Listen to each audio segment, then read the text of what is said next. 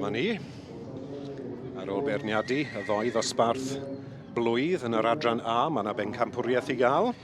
A dyna beth ni'n ymuno â nawr. Ie, wir. Pencampwriaeth yr Ebolion a'r Ebolesu blwydd. Felly mae gyda ni'r Eboles blwydd, Rhesfair Dangerous Lady, ger bron y beirniad, a hefyd yr Ebol, sef Four Oaks Sky Foal. Felly dyma'r gysylltiaeth rhwng yr Ebol a'r Eboles. Ar enillydd yn mynd i gael cwpan Robert Owens, Friars, dyn enwog iawn yn yr adran A, i atgofio fe.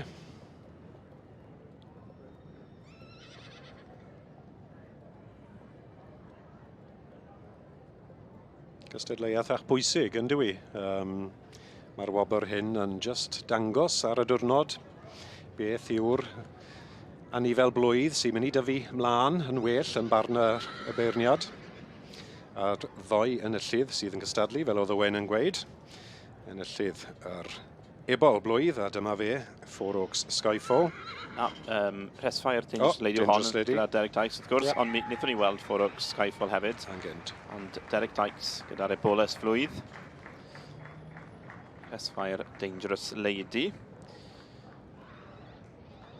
Dyma ni, dwi'n meddwl bod yna benderfyniad o bosib. A fe. Mae'r het wedi diosg.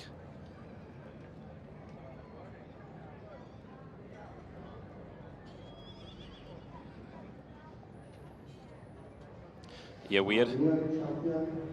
A dewisiant wedi cael ei wneud yma yn y gystadleuaeth y gorau o'r Ebol neu Ebolesu blwydd. A'r enillydd yw Rhesfair Dangerous Lady. Stephen Williams o Gaerdydd wedi ennill dosbarth yr Ebolesu neu adferch blwydd. Dangerous Lady wedi ennill digon bach trwy'r flwyddyn, wedi ennill y dosbarth hyn, ac dyma hi yn cael gwobr.